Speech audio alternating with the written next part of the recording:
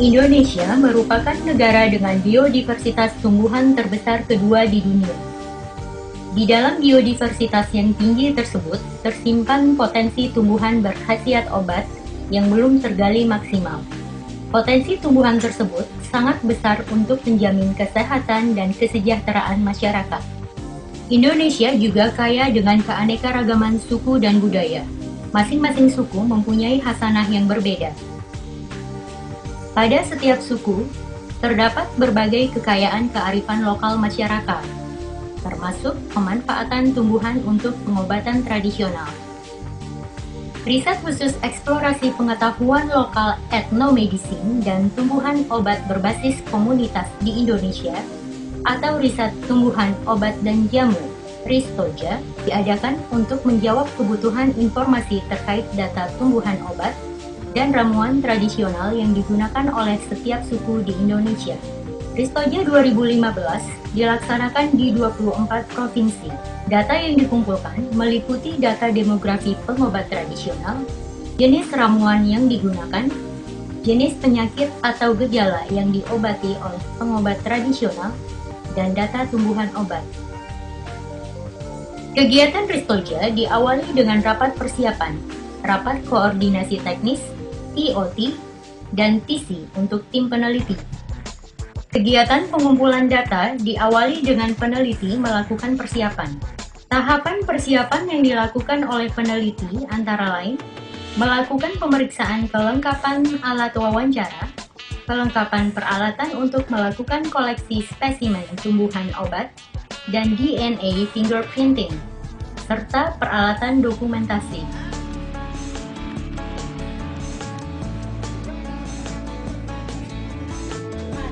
Kegiatan pengumpulan data diawali dengan penentuan informan di suatu wilayah, dalam hal ini pengobat tradisional atau batra, berdasarkan informasi dari penghubung, tokoh masyarakat adat, kepala suku, kepala desa, kepala kampung, tokoh informal, dinas kesehatan, puskesmas, dan sumber terpercaya lainnya.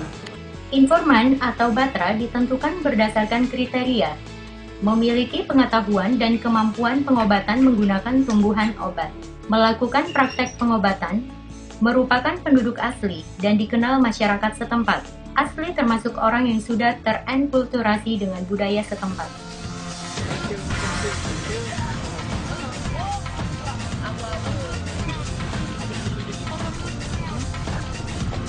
Kegiatan pengumpulan data di lapangan dimulai dengan menentukan informan.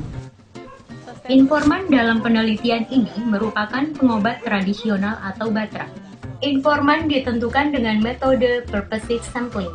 Pengumpulan data dilakukan dengan wawancara melalui dua pendekatan, yaitu secara emik dan etik. Emik merupakan kegiatan pengumpulan seluruh informasi mengenai tumbuhan obat dan obat tradisional atau TOOT melalui sudut pandang batra tanpa intervensi.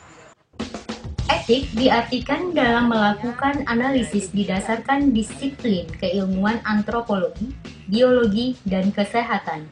Selain wawancara, tim peneliti melakukan observasi dengan cara melakukan pengamatan langsung terhadap kegiatan informan dalam melakukan pengobatan, penyiapan ramuan, dan aspek lingkungan.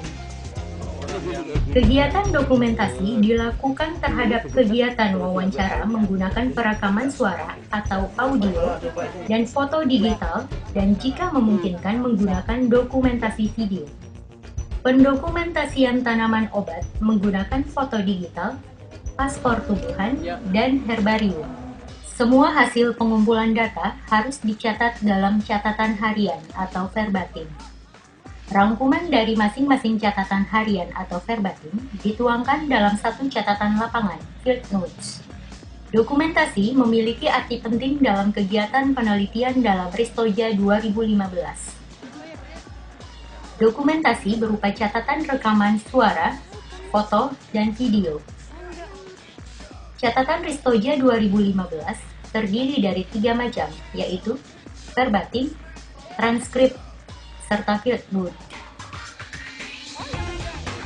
Verbatim harus menggambarkan apa yang terjadi pada peneliti hari itu.